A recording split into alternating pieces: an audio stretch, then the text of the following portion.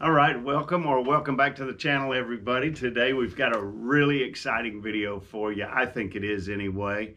I'm joined by our guest, Greg Goodliff. He is back since we did the Winchester rifle video that is a couple episodes back on the page. If you want to go to our main page and find that video, it was a really good video as well. So today what we're going to do is we're going over Smith & Wesson revolvers, specifically end frame guns. It's a big interest of mine. I am kind of, I guess you could call it, starting to dabble in them. I have a huge interest in them, but this much knowledge. And Greg just so happens to be my go-to guy on them. He has tons of knowledge, and just if I need to call somebody and I can't find it in a book, even if I can find it in a book, I'll still call Greg. he's a lot of help to me. And anyway, so we thought we'd get together today and kind of, we've got a selection for you here that Greg is going to kind of go through. We're going up in numeric. Yes, correct. Correct. Yep. Starting at the 25? Well, starting at the 24. At the 24. Yep. So anyway, that's what we're going to be doing in this video. And I will also give a plug to Greg on his Facebook page. It is Pre-Lock Smith & Wesson Revolvers. Yes, that's correct. Yes. And you have just shy of 40,000? Yeah, close to 40,000 followers, and many of the followers are experts on Smith & Wesson revolvers, including gentlemen that have written books on Smith & Wesson revolvers and published books. So the database of knowledge we have there is tremendous. And the reason I founded the page was to explore these intricacies and allow people to understand better. It's not a page about valuation. Value, so you don't go buy, sell, trade, or any of that stuff. All that stuff is forbidden. But if you have a gun and you want to talk about it and say, what do I have, or what about this, it's definitely the page on Facebook to go to. All right.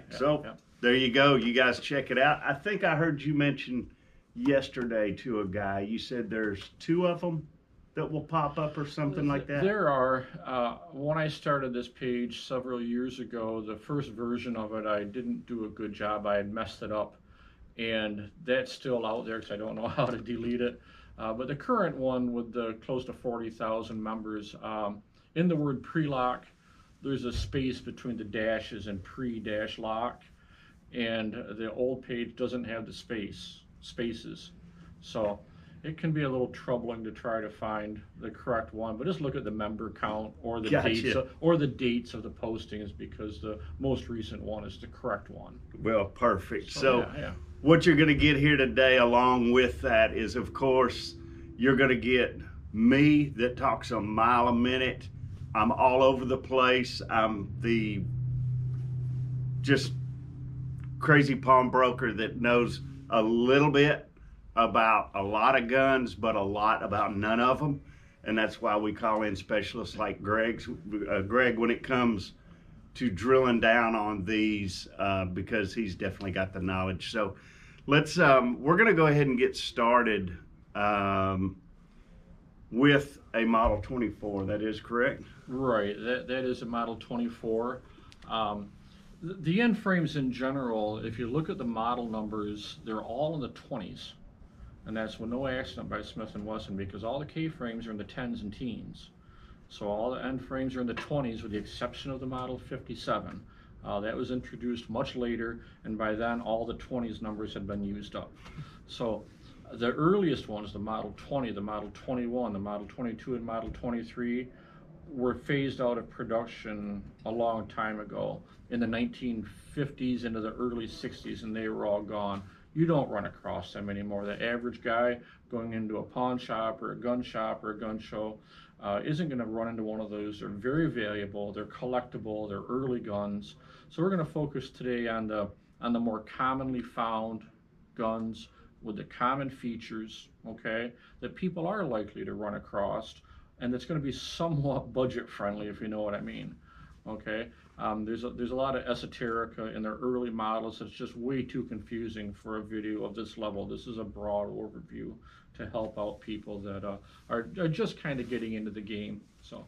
And Greg, am I correct in saying this is a lot of this is going to be very simple to them and kind of no duh kind of stuff, but we're hoping that a lot of people that are just maybe have an interest in looking at these guns and whatnot, Right. you know, maybe this will help them as well. But so all of the model numbers are inside the crane. Yeah, is that correct? That's correct.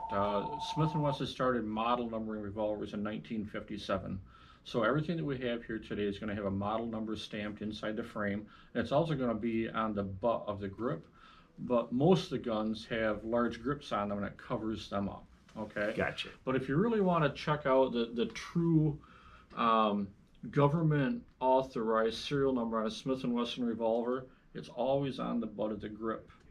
And on some of the K-frames, it's missing from the crane area, but it's always on the butt of the grip.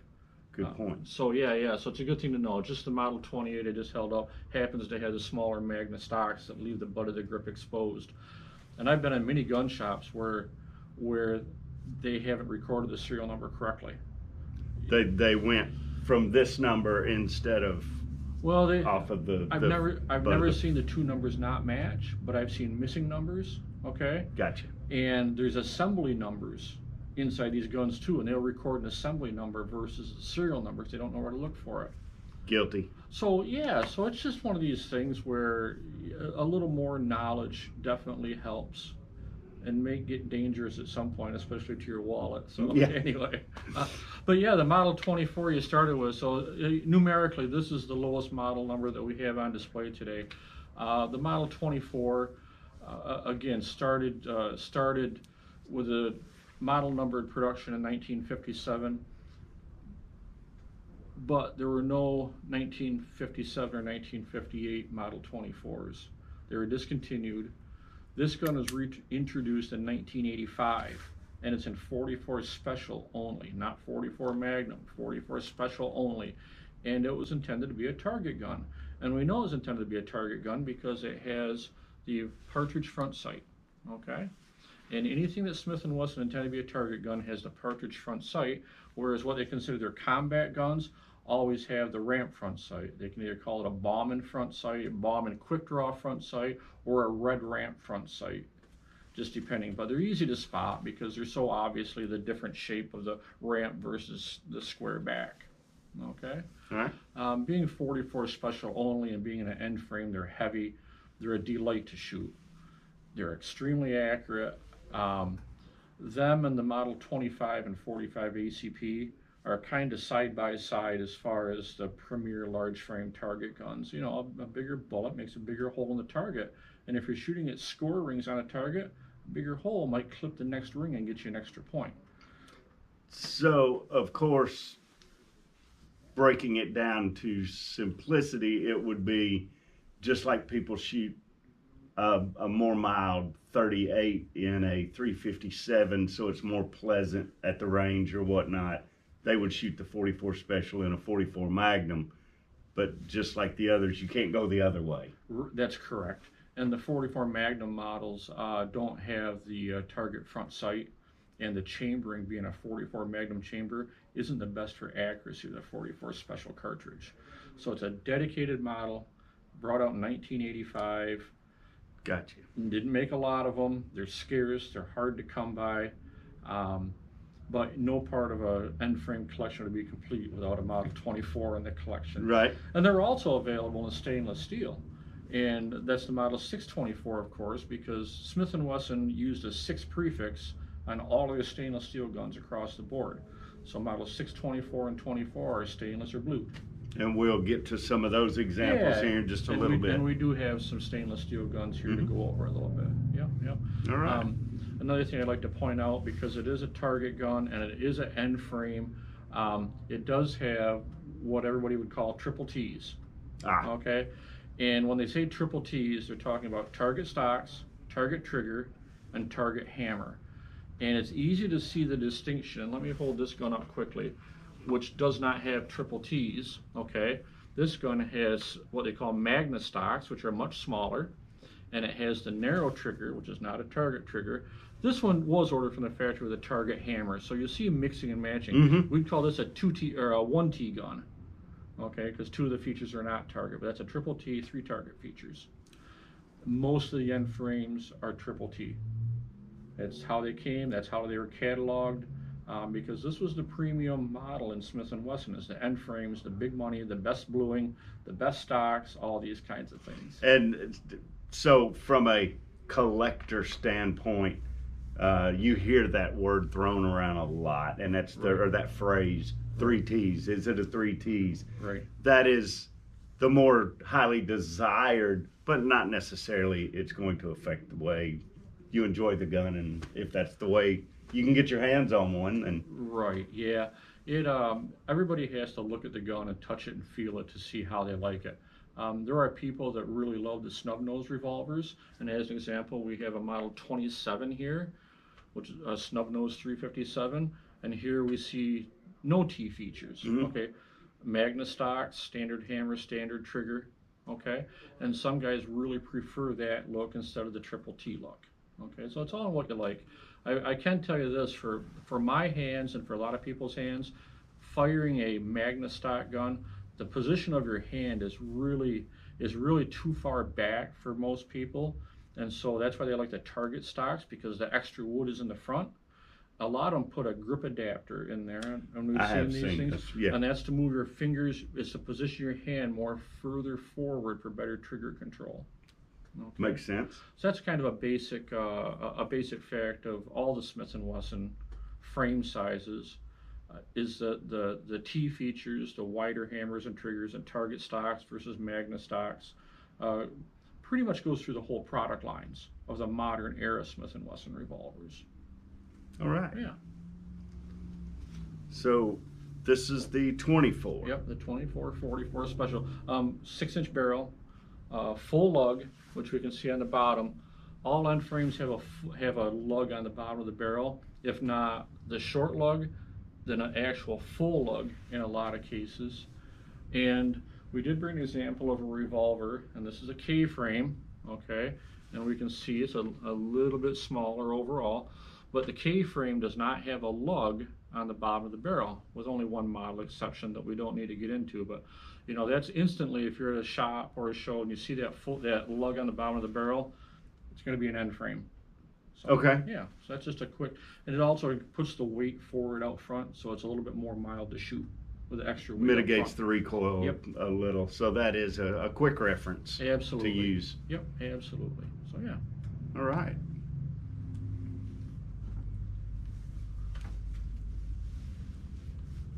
And then we are moving. Yeah, and this is the model 25. This particular one is a -2, so it's a 45 ACP. It's intended to be loaded and used with half moon or full moon clips. Okay, it's the 45 automatic cartridge, which is rimless. So without a moon clip or a half moon clip, it's difficult to extract the empty cartridges out of the cylinder. Okay. And this model has been around since 1955, okay? And in fact, if you notice on the barrel, it's stamped model of 1955, even though this gun is from the 1970s, but that's the model name, is the model of 1955 45 target. And if you were at, for instance, Camp Perry, the national matches in Ohio, and you were shooting 3 gun, you shot a 22, a 38, and a 45. And so Smith & Wesson had a set of revolvers intended for competition shooting, and that's why the 45 version is there. A big hole in the target, might clip that ring, get you an extra point. That's the whole goal. Not only that, but also military surplus ammo used to be plentiful and cheap. Right. So, yeah. But again, the classic features we've already talked about, you know, that's a triple T gun. It does have, again, the partridge front sight, okay? They all have adjustable rear sights up in these numbered model numbers, okay? And I believe what I'm going to state is correct that I thought was different to me anyway between any of the other models, and that is the 25s, the dash, the number after the dash is because they alternated between 45 ACP and 45 long Colt. For instance, the 2, 4, 6, 8s are ACPs. Is that correct? Yeah, Smith & Wesson made it difficult for people to understand that. You're 100% correct. However, I will state that the 25-2, which came about in 1962, was for engineering changes only, and not for any cartridge change. So a 25 or a 25-1 or a 25-2 will all be 45 ACP. Okay. And it wasn't until the 25-3 they wanted to add the 45 Colt cartridge as a cataloged cartridge versus a special order cartridge. So 25-2 and later, what you said is absolutely correct. Okay. Yeah, yeah. So a distinction here also that we can try to note is on the target guns. For instance, the Model 24 and the Model 25. The grips on these, or the stocks, as we collectors like to call them, are walnut. On the target guns, they always had walnut stocks. On the flagship Magnum models, they typically had an exotic wood called Goodliff elves. Okay, and I can point out here when we get to one of them how to tell the difference between walnut and Goodliff elves, because unscrupulous collectors and dealers like to switch stocks on Smith & Wessons like they change their clothes every day. Never. Nobody would ever do that. I would almost prophesize that the majority of Smith & Wesson revolvers you're going to run across have had the grips changed on them, because everybody has a screwdriver. And it drives us nuts now as collectors putting these guns back together with the correct for the era proper stocks that they shipped with. Even though most of them are serial numbered to the gun, it's like a close second to have some that are the correct grips but the incorrect serial number. It's getting to the point where you almost got to say, well, it's just kind of the way it is anymore. And circling back, excuse me, circling back to, for instance, your Facebook group would be where somebody new or didn't quite have all that knowledge could pick some brains and go, are these the right stocks for the, are these the correct era or type or whatnot? And a lot of those guys, including yourself, will know. Well, I've done it myself. I've posted miniguns on there and said, I want a second opinion on these stocks, because, the book, and this is the most current 5th edition of the Smith & Wesson Bible, we call it. And I'd like to say it has everything in there. It has most everything that collectors know to date, but new facts come about every day. Okay, and there's much more in this than in the 4th edition. Little factoids, a little more drill down into a particular detail, when it happened, and the particular nuances of it. So this stuff is still coming to light a lot. Okay, so I get on there sometimes and I'm like, it's got these stocks on it. I don't think they're correct because of this or that. And the true experts, they're quick to jump in very politely, and offer their opinions on it. So sometimes it's quite a round table discussion. So, and people have different opinions, and that's great too. Oh yeah, so, absolutely. Yeah, yeah. And speaking of those books, I was lucky enough, not long after I opened the shop here, Greg had been coming in, and we ended up working out a trade, and he gave me an older edition of that, which has come in very, very handy. But I actually even bought my dad that 5th edition and had it sent to him, and nice. He's really enjoyed sitting down and reading it. And for the time being, I don't even have the 5th edition, so what I do is call Greg. Yeah. And I open this book every day. I mean, I'll be looking on, for instance, Gunbroker's a great place to find these revolvers, and I'm every day looking the book up and questioning my own knowledge and saying, is that really the way it should be? Or is, where's that serial number range fall date wise? is that early for a -2 or is that late for a -3? And kind of trying to figure out the puzzle, because every one of these is a puzzle to some extent. Absolutely. So yeah. That's And a complex speaking puzzle. of Gunbroker, that will be a video for another day, because we'll have plenty to talk about, because it's a great marketplace, but it can be really tough to navigate at points as well. So yep, and it's, you know, Gunbroker as well as the gun shows and even shops are always buyer beware. oh, absolutely. And so if anybody's truly gonna even contemplate spending out the money for an end frame Smith & Wesson, if you don't have one of the books and spend some time studying it, you're really not too concerned about your money. Because in order to get a value, you have to know what you're looking at, and that's the same as all fields of collecting. So, yeah. Maybe not as important if they were just looking for a shooter grade, something they just wanted to take to the range and Yep. do I Yep. like these guns enough to I agree start with that. collecting? Yeah, But I agree with that, Jeff. That's a good point. You know, a shooter, if you're happy with the price and it seems to be a gun in good condition, you know, to fire at the range, and you're satisfied with the price, buy it and take it home. that's right. Because Enjoy. YOLO, you only live once. That's right. Right. So yeah.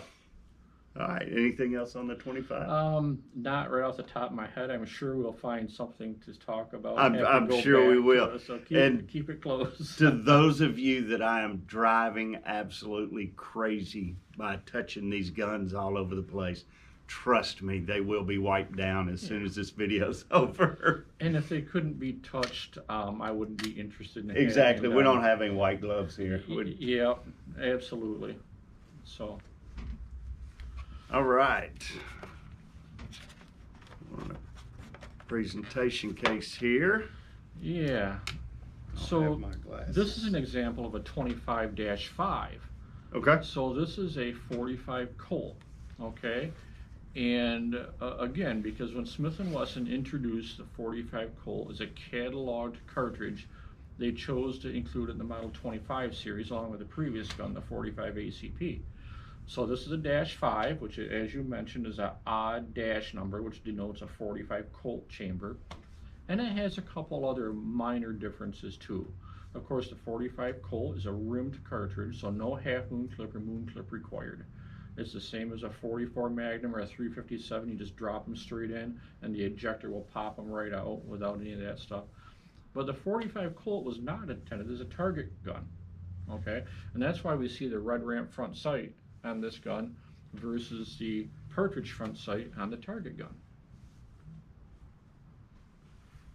Again, that has the target trigger, target hammer, target stock. So as we said before, it's a 3T, triple T gun, which is pretty standard for cataloged end frame Smith & Wesson revolvers, is to be triple Ts. There's a few exceptions, but a lot of ads will almost brag that their Model 29 they have for sale is a triple T gun. Every Model 29 is a triple T gun. And if it's not a triple T gun, someone took the triple T parts out of it and switched them out. So it's just, good point. They should be there. The same as, and we're not at Model 29s yet, so, but I'll segue into talking about the case this gun came in, and then we can talk more about 29s along with it, because the cases, which the mahogany case is what Smith & Wesson termed a presentation case. And they were available from the very early 1960s up through 1982.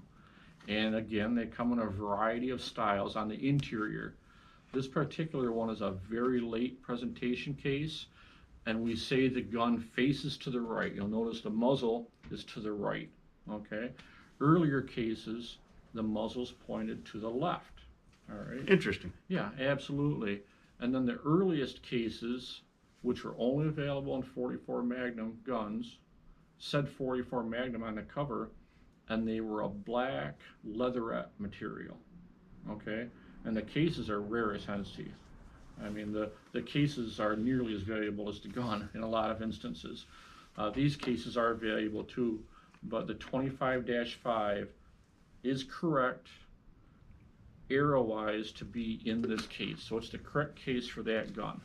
The original blue flocking has all came off, which is pretty standard. Yeah. To find one of the intact blue flocking is actually scarce. Okay, so that's correct for that gun. The 25-2, the model 24-3, None of them were ever shipped from the factory in presentation cases, but they fit. So again, we get this mishmash over the years of guns that should or should not be in presentation cases. And I'm going to touch on presentation cases for just a second. And again, I just go by what I read in here, so I don't know how much, how correct this is. But for long-term storage, not a good idea to leave your firearm in this, even if it had the blue flocking and whatnot. I've heard that, but I don't know how much truth there is to that. What's your opinion on that, I honestly Greg? don't know the truth either.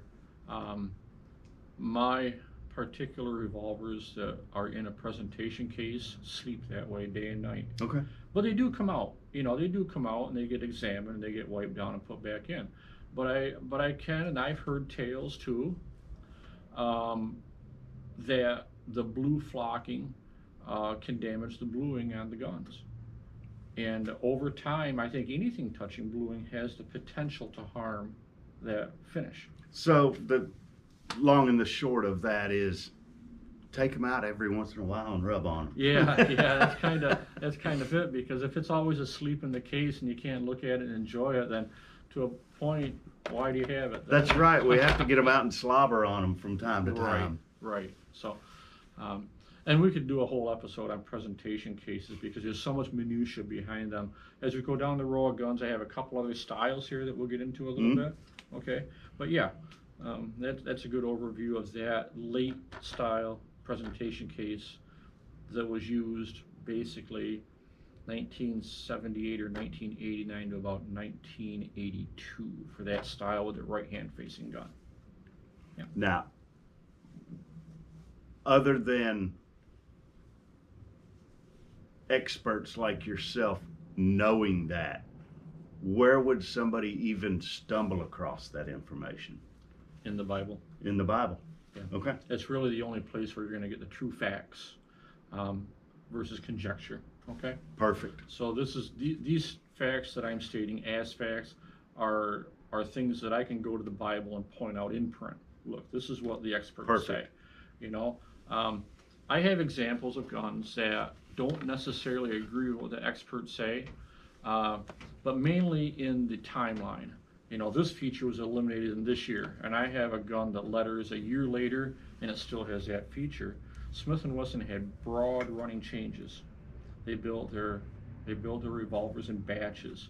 A batch of revolvers might be 50 for a less common model, so they'll machine 50 frames, 50 cylinders, 50 barrels, all from different departments. Here's an order for 50 44 Magnum barrels. Then when all the parts are ready, they gather them at the assembly shop, and they run them through the assembly shop, okay? So parts sit around. They might, items like hammers or triggers or common parts like that, they probably run those production lines non-stop because they fit so many different models. Right. And then other items, like I mentioned, frames are pretty universal. An end frame is an end frame, okay? And there are examples of end frame revolvers from Smith & Wesson that people call misstamped, but they're not. I have personally seen Model 29s and Model 57s factory stamped as such that had the wrong caliber barrel on them. The 44 Magnum and 41 Magnum with mismatched barrels and frames. Because again, they had a batch of frames for whatever reason. Maybe they made 52 frames for that batch. Right, that's what I was going to say. Yeah. They had that overrun. Yeah, and the accountant said, we're not throwing those frames away. It's no different. It's just stamped a little different, but it doesn't matter, okay? And so that's perfectly acceptable to see it like that. Changing the barrel on one of these doesn't make sense financially, and you can always tell the difference because no matter how careful you're going to be, you're going to mar the bluing on the end of the barrel pin. Yeah. So yeah, I mean, it's just accepted. If you do happen to find what we'll still use the term mismarked frame, just smile. You know, it's a nice little neat example to have stashed away, I think. So yeah, something a little different. All right, let's see. I think we are. Let's see. I had a note written down, and we might have already. Did we already go over starter tips about somebody that maybe wanted to dip their toe in the I think, this, let's just say Smith and Wesson revolver pool, not just Right. necessarily in frame, but hey, so and so had one, right. you know what, where should I start? Should I go 38 357? Right. Should I? I think it's a great discussion. I think there's going to be two thoughts. People have one in front of them for sale at a shop or a show or from a friend, and they're not out shopping for a particular Smith & Wesson, but hey, here's this one, and I've got the money in my wallet and I like it. Or people are out looking for their first 357 Magnum or whatever chambering, their first 44 Magnum, and they're looking at Smith & Wesson, and they're looking at Colt, and they're looking at Ruger, and they're looking at vintage guns like Dan Wesson's too. So if you're actually looking for a particular gun in the chambering and looking at the Smith & Wessons, we already touched on the series, the frame sizes, for what people are going to commonly count as the J, K, L, and N frames. Okay, which are progressively larger or smaller frames, with N being the largest of those four. But a lot of what we're seeing here, the finishes, the material for the stocks, the target hammers and triggers, the front sights, things like that, are pretty common discussions for all the frame sizes and all the chamberings. Okay, Smith & Wesson cataloged such a huge variety of guns, probably thousands of varieties in the catalog. And then of course you could special order guns, and sometimes dealers would special order a batch of guns. That sometimes they would order so many a dealer would, like Lou Horton for example, that it actually became a common gun even amongst the Smith & Wesson catalog guns. And I have a Lou Horton gun here that we'll get to down the road a little bit. Right. So yeah, if you're starting a collection, I would suggest starting with the cartridge that you want to fire. Makes sense. Yeah. Makes sense. So you can enjoy it and decide where you want to branch off from there. Absolutely. So we're going to take a break real quick, and there we go. All right. All right, we are back after a short break, and we have moved up to the 25.5 and moved through it. And Greg, where are we headed next? Well, I think we should stay with the Model 25s and finish it up with this later production 625. And this is something that is yours, Jeff, of course, and it has a couple notable exceptions to the earlier Model 25s that we were showing, which of course the biggest difference is the stainless steel finish, which gives it the 6 prefix to the model number, so it's a 625. This is a 45 ACP also, and is intended to be fired at either half moon or full moon clips. Okay. The laminated stocks, which are red and blue and somewhat white, are intended to represent our great country, of course, and I really love the colors in those I'm going to call these grips now, not necessarily stocks. There you go. So it's a great gun. It's intended for competition. In fact, that's actually a Smith & Wesson Performance Center gun. Okay, you'll notice the gold bead front sight, which is reserved for, in earlier guns, special order higher end target guns actually. That is a lock gun. We talked about my Facebook page, which is pre-lock guns, but Jeff can show you here on the side the mechanism lock, which was introduced in 2002 and has recently been discontinued in many of the models. I did. I saw that, and I think people are excited about that. They are, and I don't own any lock guns. But from everybody I've talked to that fires them, they say, hey, it's just a hang-up. There's nothing wrong with them. They work just fine. Just don't lock it. Unlock it and throw away the key if it bothers you. So anyway, there's not a thing wrong with them. It's just kind of an area of collecting that most people don't want to get into so much. Is the lock guns. I expect now we're going to see another line that's called post-lock guns. They're post 2026 and later with no lock, post-lock guns. So it's just another one of these over the years through Smith & Wesson. Every few years there's a delineation of a marked change in the guns, and collectors use these change points reference where their gun falls into it. Where it falls in there. Yeah, this, post that, whatever. There's a million of them. Kind of like what everybody's talking down here. It used to be, well, that was pre-Charlie or post-Charlie. Now everything's pre-Ian and post-Ian. By the hurricane. By the hurricane. Yeah, absolutely. So I think these are great guns to look at, especially if you want a shooter. They make a lot more sense to buy a gun with a lock on it and get the price advantage and not risk wearing out an expensive classic Smith Wesson revolver that's borderline collectible or is collectible. Okay? Good point. So this is where most people are going to start. Honestly, they're gonna the number one selling Smith Wesson revolver. They're going to buy a 686, which is a 357 Magnum, and it's going to be stainless steel, and it's going to have a full lug barrel, so it's going to be nice and muzzle heavy to control recoil, and it's going to have rubber stocks on it, rubber grips, rubber stocks on it to absorb recoil. So that's the gun where people seem to gravitate towards to start. There's the companion, the 617, which is the same gun, only in 22 rimfire. So that's where most people are going to be. And let's face it, a 357 Magnum is gonna do its job, whether you're hunting deer with it or using it for self-defense or just punching paper. It's going to do everything most people need it to do.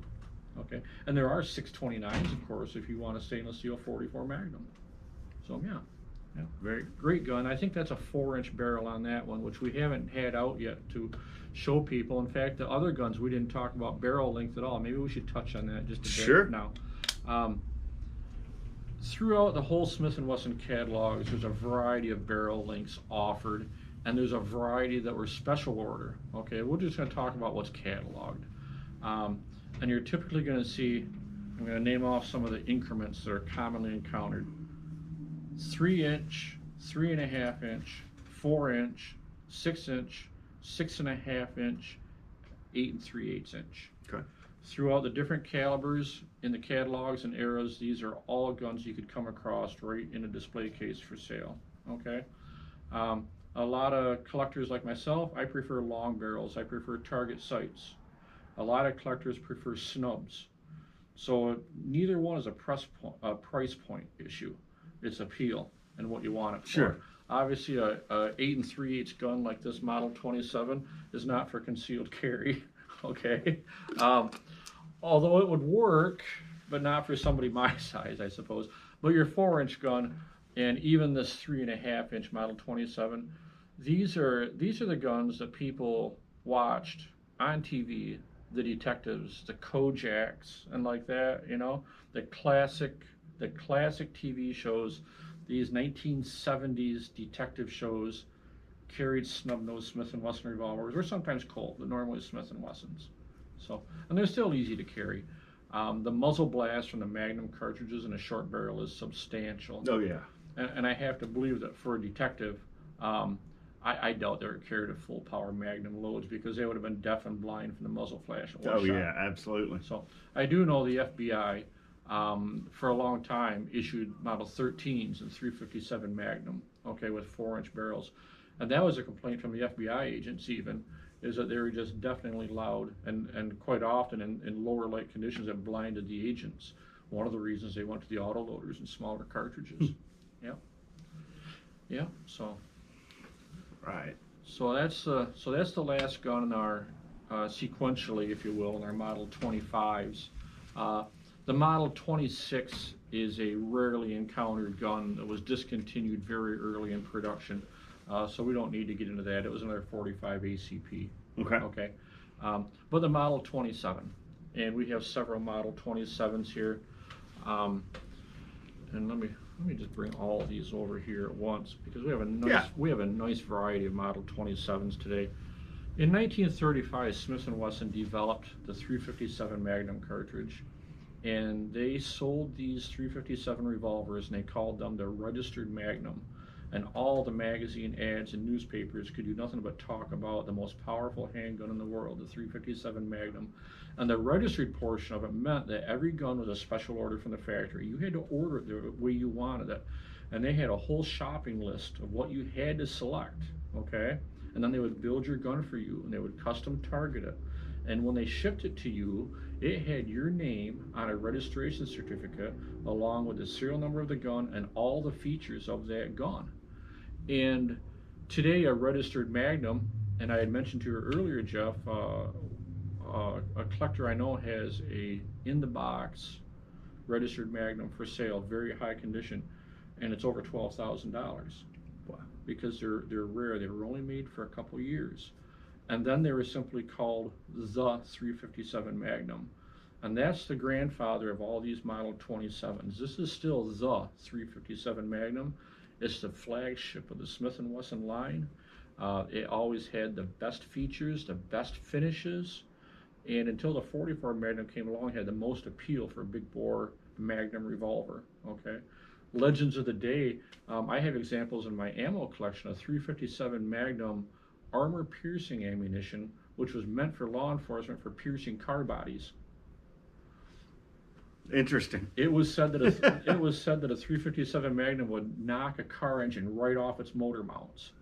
Now, I know baloney when I smell baloney, okay, but still it's great advertising. And so we should, we focus on the guns and not the hype, right? But there's a great variety here. These are all model number marked, model 27, so they're all post 1957.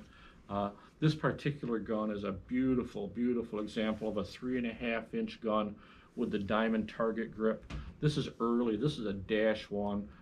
What did we establish, like 1961? It is a 61. 61 on this gun, where these other guns here, the blued 6-inch and the nickel-plated 8 3/8 inch, they're 1970s era guns. Okay. This was a 61 and 62 manufacturer. Yeah. Number, and it was very low in the. Yeah, it was low in the serial number range for those dates. Yeah, it's just a fantastic example of again a gun intended to be carried that wasn't. You can tell by the bluing condition that that gun was not carried. The other thing we see on this is the classic Smith & Wesson, what they cataloged as the bright blue finish. Okay, it was reserved for only a couple, 3 models, and they were all Magnums, the bright blue finish. The other guns in the catalogs were simply blued finish, and they weren't polished as nicely. Okay, and even in this gun, we can see it's later than that gun. It still advertises bright blue. It's not polished or blued as nicely as that earlier gun. Okay. I think, if I'm not mistaken, Colt calls that royal blue. Royal in blue theirs, finish. don't they? Yeah. In their version of this same. That's right. Smith & Wesson would polish another model to a bright blue finish, but it's a special order thing, and it will be marked as such. Okay. So all 357 Magnums, 3 different barrel lengths, of which there are more variety of barrel lengths in the Model 27 than any other model. Similar stocks, but a little bit different in that this has the Magna stocks with a diamond, and these have the Target stocks. This gun, being a 3.5-inch, wasn't shipped with triple T's. Okay, only the longer barreled ones were shipped with the partridge front sights and the triple T features. This has the Bauman quick draw front sight. This is textbook law enforcement classic as far as that goes. Very, very large market appeal for that gun. High condition. These guns are great on the range though. I mean, the longer barrels soften up the recoil, they're more controllable. They're easier to hit the target with because the sight radius is greatly increased. Okay, that along with the target features on them make them a pleasure to shoot at the range. A unique feature of the 27 that's not found anywhere else in Smith & Wesson at all, no place, is the top strap. We can notice that adjacent to the rear sight, the entire top strap is checkered. Okay, only the Model 27. That was an original feature I didn't from know 1935. Even the 29 44 Magnum does not have a checkered top strap. And that's how Interesting. That's how we know that these are considered the flagship Smith & Wesson model. And I've seen various opinions in print that state the same thing. Okay, I don't know if it helps me particularly to have a checkered top strap as far as firing it. I never had a problem with glare, but that was the advertising in 1935 on the registered Magnum, which was also an end frame. Okay, that it had a checkered top strap. They went all out on those guns. And it was for that reason, for the non-glare and whatnot. Right, that's correct. Interesting. Yeah. So they're a gentleman that wants to collect, or a lady, could focus on nothing but 357 Magnums, Model 27s, pre-Model 27s, and registered Magnums, and there's a lot of other little ones in there too that I can name off, but that's a whole field in itself. The same as 44 Magnums, it's a whole field in itself. You can assemble a collection around one model in Smith & Wesson, and there's so much variety that I doubt anybody has a complete collection of even a model. I don't think it would be possible. Especially in the registered Magnums, when there is, I don't know, if I say there's 8 different features that you had to specify how you wanted it, you know, probability of having 2 exact guns is very low. And if there is any commonality where you'd have 2 exactly the same guns, it'd probably be in the very few that were ordered for police departments. And there are records of orders for 10 guns for a police department for the registered Magnum, and they're all identical, okay? But they're also highly sought after because it's another era of Smith & Wesson collecting is police guns, actual correct police guns, which I'm fond of, is police marked guns, okay? Usually used, usually scratched up, but they've spent a lifetime in a holster, and to me that's cool. Oh, absolutely. Yeah. There's as a small of a collector as I am myself, I can catch myself a lot of times lost in the nostalgia and just there are so many. My dad and I have spoke about this many times, and it's if this gun could talk. Oh, you know where all have you been? Right. What have you seen? You know, and that goes for just about any gun, but especially revolvers. You see the nicks, the wear, the holster that has evidently been with it a long time, right. and I think those are all really And that's strange you mentioned that. part of So collecting. I actually have a preference for a old gun that shows signs of use because it has stories to tell. And I have examples of old guns that are new in the box condition. And you open the box, you go, yeah, that's still new in the box. Big deal. And then you pull one off the shelf that the original box is missing, been gone forever, and it shows a turn ring on the cylinder, and it shows holster wear on the muzzle and things, and like you mentioned, dings in the stock and things. And that's the one you take down, you open it, and you close it, and you hold it up, and maybe you dry fire it a few times, and you think, that's a cool gun, you know? But the ones new in the box, yeah, if you're only looking at dollars and cents, they make the most sense to a collector, but just like the old cowboy guns, you know, the ones that are still in their original 1880s Colt 45 and its leather gun belt. Now there's some nostalgia. Absolutely. So anyway, I guess to cap off the Model 27s, if you want a modern one, buy a 686, which is going to be a slightly larger frame size because the Model 27s did have a forcing cone cracking problem, okay? And if you fired a lot of high velocity, 125 or 110 grain ammo out of even an end frame, you're putting the forcing cone at risk, okay? The 686s, they specifically engineered with a larger, beefier forcing cone, and they're not as much money. So it makes a lot of sense to own a 686 if you want to fire. If you're going to shoot a lot of 357. Yeah, and 686s are all stainless and they're all full lug and these kinds of things. So, you know, what do they say? One to show and one to go. So one of these to show and a 686 to take to the range. That's right. Right. So Model 27's flagship of the Smith & Wesson line. However, the most produced end frame, I would argue, is the Model 28 Highway Patrolman, the classic 357 Magnum police revolver, okay? In fact, they're stamped on the side of the barrel, Highway Patrolman. These date back to the early 1950s when it was requested that Smith & Wesson bring out a 357 Magnum and a duty gun. Less expensive, they don't need a Model 27 with a bright blue finish and a checkered stop strap to carry in a holster.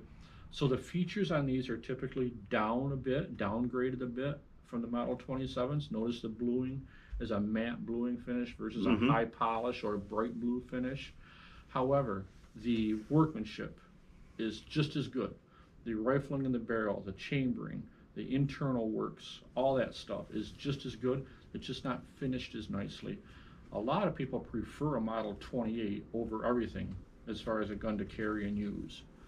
Certainly the 686 and 357 Magnum has altered that paradigm a little bit in recent years, but I still know collectors and friends that have several of these Model 28s. They came in 2 barrel lengths, 4-inch and 6-inch. Of course, this is a 6-inch model. And you could order them with some target features, target stocks, target hammers, target triggers. Because some police did want to use their duty gun also as a range gun, okay? This gun is in the box. That's the correctly numbered box for that gun. Yeah, yeah. And it remains in new condition pretty much, you know? That's it. It's very nice. Yeah, it's just a nice example. But there's an entire block of serial numbers in the 500,000s for end frames that's almost entirely Model 28s. I mean, they just, you know, you think about that, that's 100,000 guns, okay? And almost all of them are Model 28s. So they were selling these guns, like, not only selling them, but also stocking them, apparently. So when I talk about batch sizes of Smith & Wesson making 50 revolvers in a batch, I've read that for Model 28s, they make 500 to a batch. But these weren't just for law enforcement. They were... Yeah, anybody could buy one. Anybody could buy one. Oh, yeah, yeah. But the departments bought a lot of them. They did. As far as... Yeah. And these sold well because they sold cheaper. They weren't as much money as a 27, okay? So for most people that were looking for a 357 just to fire, it's like, I don't need it shiny. I'll save the whatever, maybe it's $50 back in the day, right? I'll save the $50 and I'll just buy a Model 28. It's just as good, you know? So it's just an interesting example. Not a lot of variety. The target features is really the only variety, along with the 2 barrel lengths.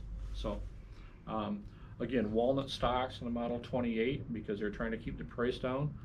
The later Model 27s, these are examples of the Goncalo Elves wood grips on these, okay? Whereas earlier, this gun has walnut stocks.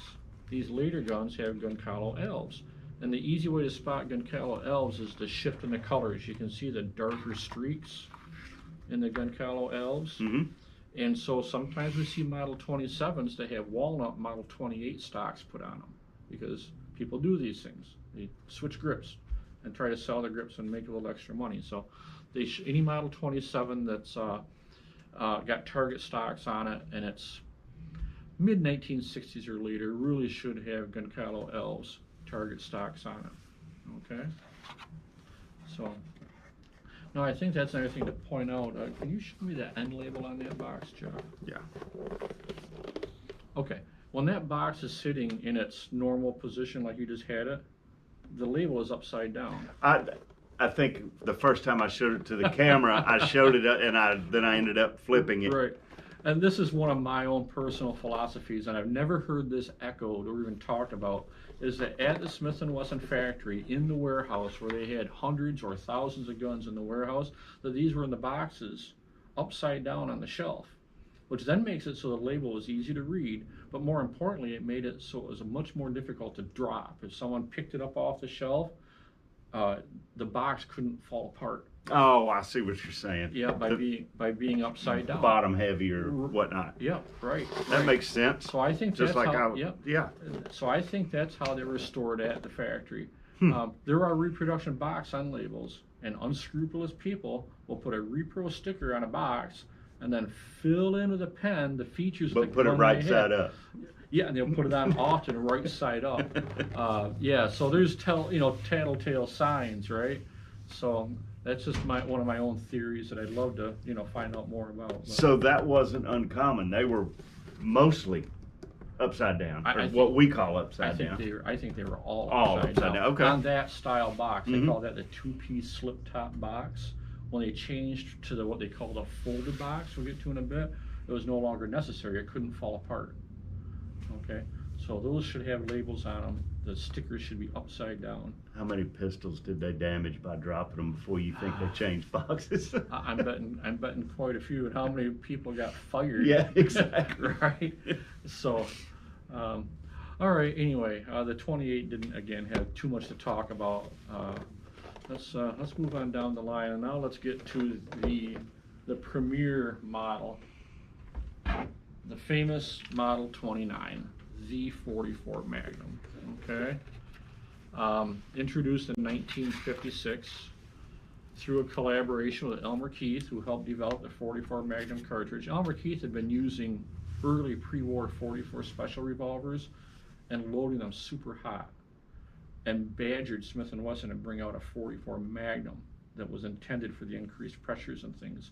Even though the old 44 special revolvers were standing the torture, he's like, look, they'll do it, so bring it. So 1956, Smith Wesson brought out the 44 Magnum, and as I mentioned, it was in a leather-looking case, okay, that said 44 Magnum on it in gold lettering. This example is a 1962. It's a 29-2, and I brought it mainly to show the stocks on it. It's a beautiful gun. All of the early Model 29s, clear up through 1968, shipped with what collectors call Coke bottle stocks. The shape of the grip, if you view it from the rear, very subtly has a swell out at the bottom, just a little bit wider, okay? And they're correct for the early 44 Magnums and the early 41 Magnums. And the stocks themselves are very, very valuable, and so many have been plundered off these revolvers and resold that if you're contemplating an original early 44 Magnum and it doesn't have the Coke bottle stocks on it, it's about an $800 degrade in the value. Wow. Yeah, and collectors pay $800 or $1,000 for a set of Coke bottle stocks. Just for the stocks. Just for the stocks. Yeah, so that's the main reason I brought that gun, is to just realize that just because somebody would advertise as all original 44 Magnum and all this stuff, it might not be. In fact, any gun I look at that says it's all original, I assume it's not until I can prove it to myself from the pictures that yes, it is original. So anyway, it has all the features of a 29-2. You know, it's triple T gun, obviously.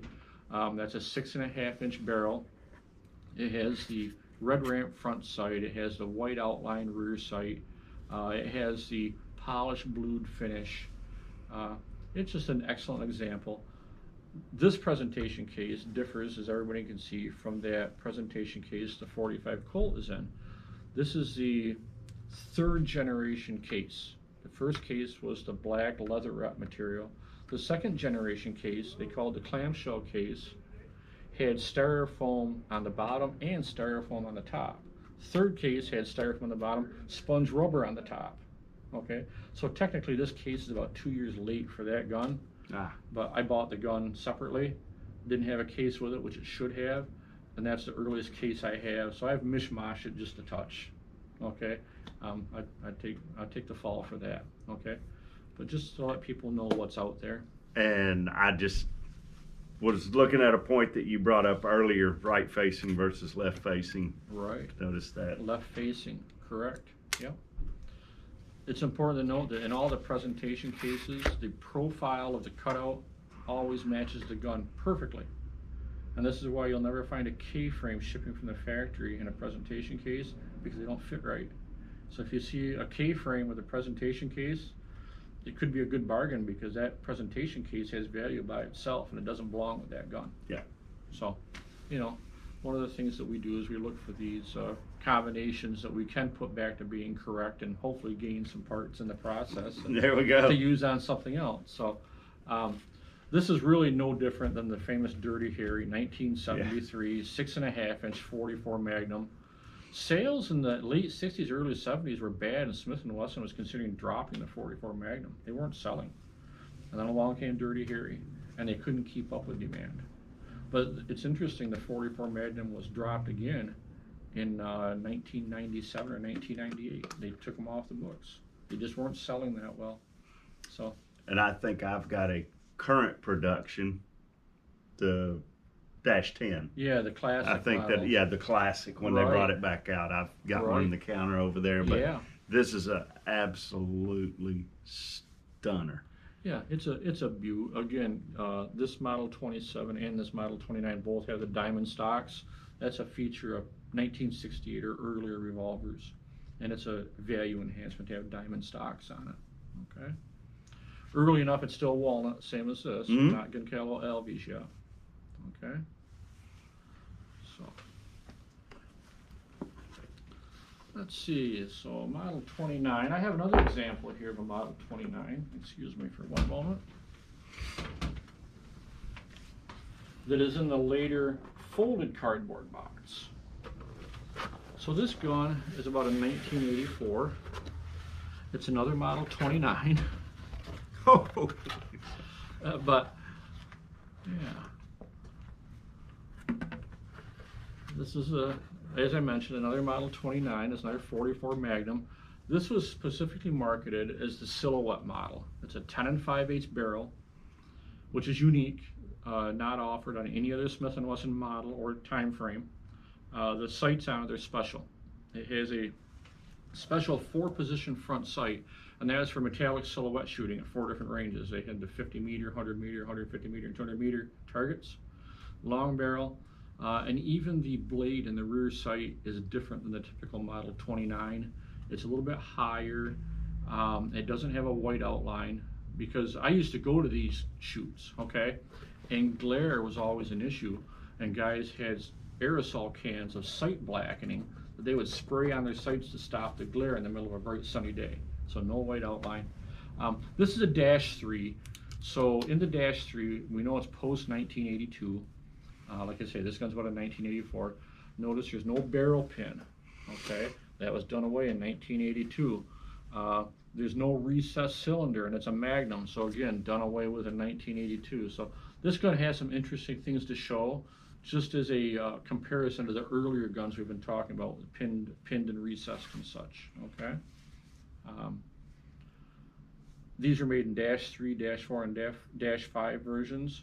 They're virtually indistinguishable, because all the other changes are minor internal changes that really don't matter to the average guy or the collector. It's either pinned and recessed or earlier, or it's not and later. Right. That's kind of the big cutoff line. So just an interesting example. That with a folded box instead of the 2-piece slip top box. I just thought I'd bring it just to show the next generation available. So I do like that gun, because that's Goodliff Alves wood on it, but that's a striking set of target stocks. Yes, it is. You know, so really nice ones. Wood quality varies. Well, I would imagine they had. I don't know if do you know this, Greg? Did Smith & Wesson only have certain companies that they bought their wood from, suppliers, or did they do it? Surely they didn't do it internally. They didn't have their own farm, or tree farm, or whatever that they got them from. Yeah, I don't know the answer, but from my Winchester collecting background, that is a broad topic. Where did Winchester get their stock wood? And it's been written many times that Winchester sourced their stock wood, their walnut, from trees in Missouri. Okay, now they probably had multiple companies in Missouri, loggers, sawmills, whatever. But that's where Winchester sourced their wood. The Goodliff Alves is South American hardwood. Okay. So I'd imagine it was a contract bid.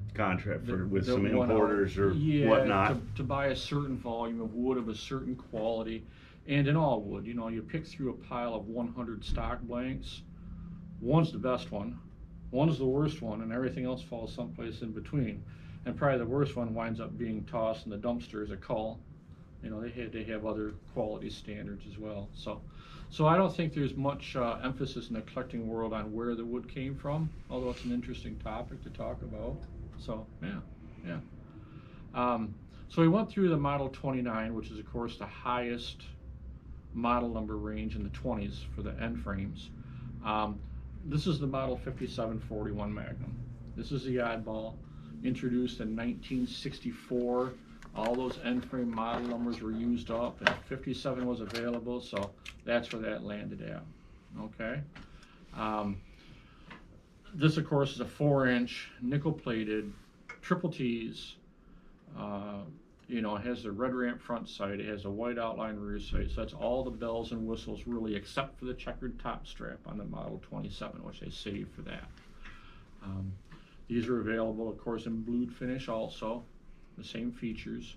That's standard catalog gun right there. And I think when Smith & Wesson introduced the 41 Magnum, there was a lot of talk about creating the ideal police caliber, okay? And for many years, Smith & Wesson had hung their hat on the 357 Magnum, but there were voices in the crowd that demanded a larger bore diameter. And we see some department-marked guns in 45 ACP, for example, Model 25s. In the South in particular, yeah, the sheriffs preferred 44 Specials and 45s as holster guns for law enforcement. They wanted to stop the threat right now. Yeah, and longer barrels were common in the South. You know, a Buford T. Justice, you know, wanted a big, physically intimidating gun to carry. So that's an interesting topic in itself, but this grew out of that demand, is my feeling. Nobody wanted a 41 Magnum for anything in the civilian world. Some of us, like myself, I know yourself, have fallen in love with the cartridge. Yes. If you have a 41 Magnum, there are probably 544 Magnums out there for every one 41 Magnum. So really, any Model 57 is an uptick in rarity in the Smith & Wesson line. They just didn't make as many of them. They didn't sell well.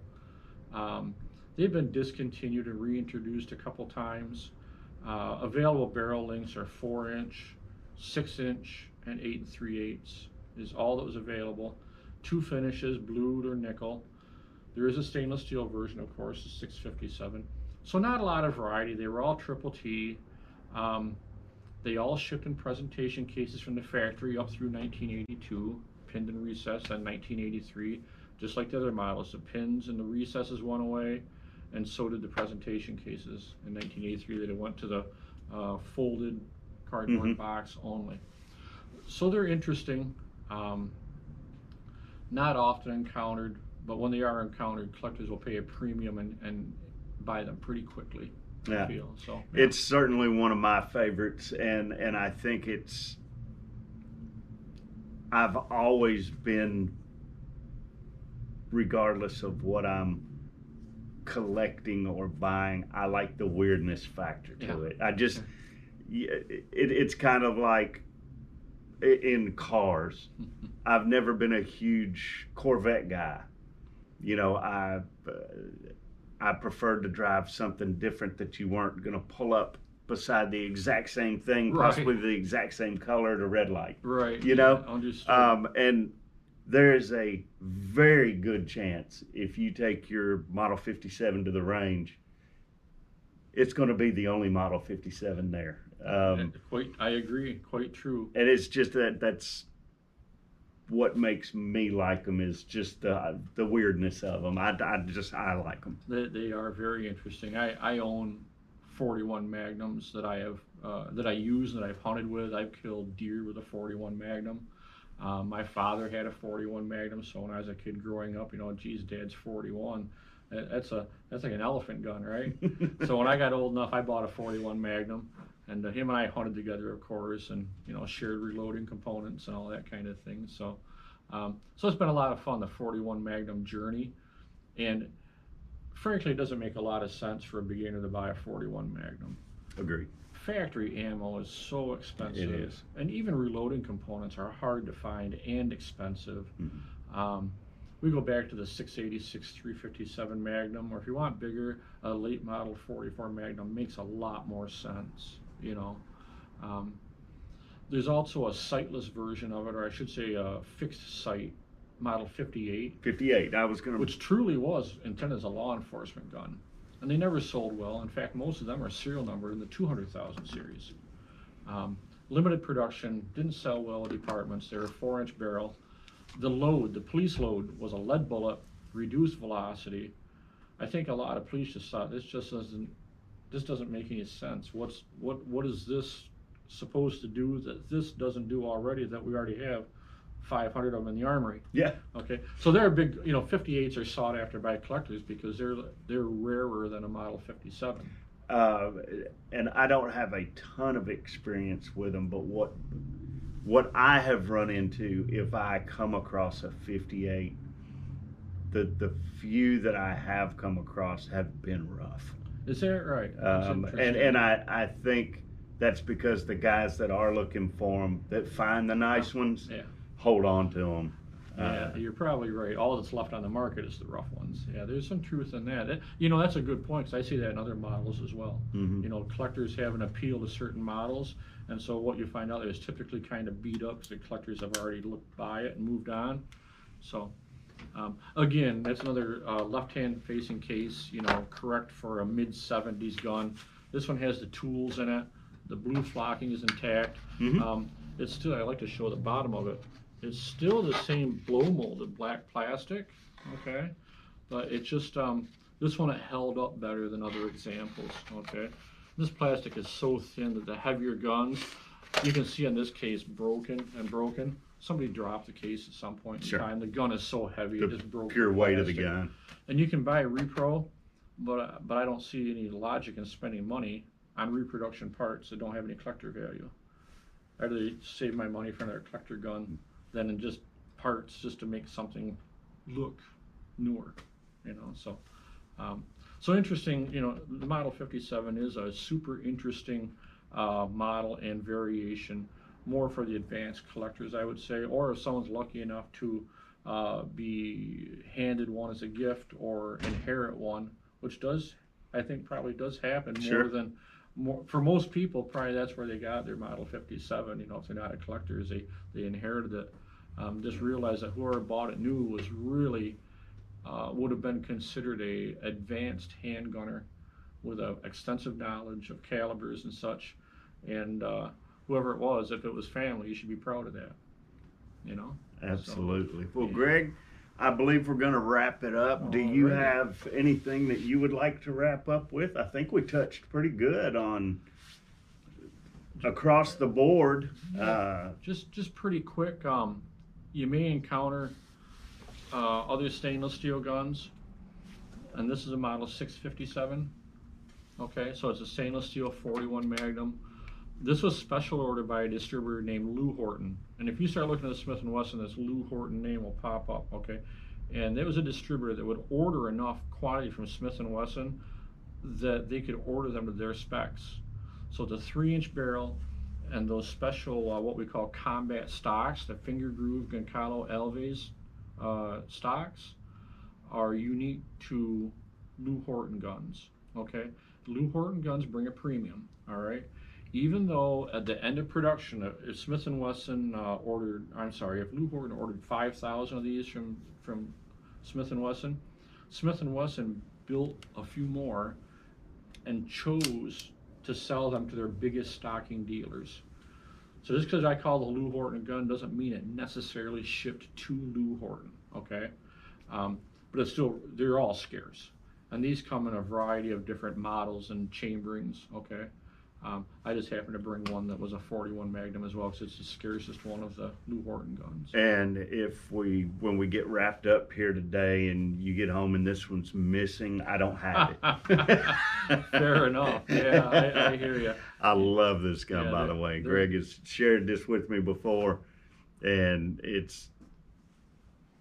to me, it's a favorite. But yeah, it's an interesting piece. It's the snub collectors, of course, go nuts for those. They love them. They're the ultimate extension of the snubs. And we compare it to the Model 27, which, as far as earlier guns, is the ultimate extension of the snub. Those two right there. If a snub collector walked in, we'd be in trouble, right? Or his credit card would be. Yeah, well, probably. So, but no, that's the last example for today. I think we've covered so much territory. A lot. We could go back, and there's so much knowledge. Look at the 500-page book, and we didn't even cover 2 pages out of that thing. Absolutely, so, yeah. And that's what I have fun doing with Greg, is drilling down on the specific models. but we only have so much time, and we know you guys only have so much time to watch as well. But if you have enjoyed what you've seen here today, we really appreciate your time. If you think you'd like to see some more of this, we certainly will be doing more videos. It could be on something different of Smith & Wesson. It could be on something of Colt. We've already done one on Winchester rifles, which was just a drop in the bucket. But I'm not going anywhere, Greg's not going anywhere, and we plan on, let's just call it a mini series of these. So if you would like to see more, consider subscribing. It doesn't cost anything. Just click on the little thing down there and hit the notification bell. It'll let you know when we release a new one. I'm going to do a shameless plug on the shop here for our Firearms Friday. If you're here at the channel now, all you have to do is go to our homepage, and you'll see every single Friday we put a video out of a bunch of new firearms that have come in the shop that are just being released. I won't get into it a whole lot. Just feel free to go there and check that out. We have a lot of fun with it. But we're going to wrap it up, and actually Greg and I have our range bags together. We're going to go down and make some noise and have a little fun today. So thank you for being here, and we'll see you on the next video. Yes, goodbye, everybody. Have a good day.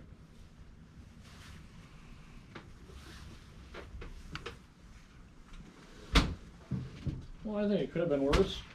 Oh, I think it was fantastic.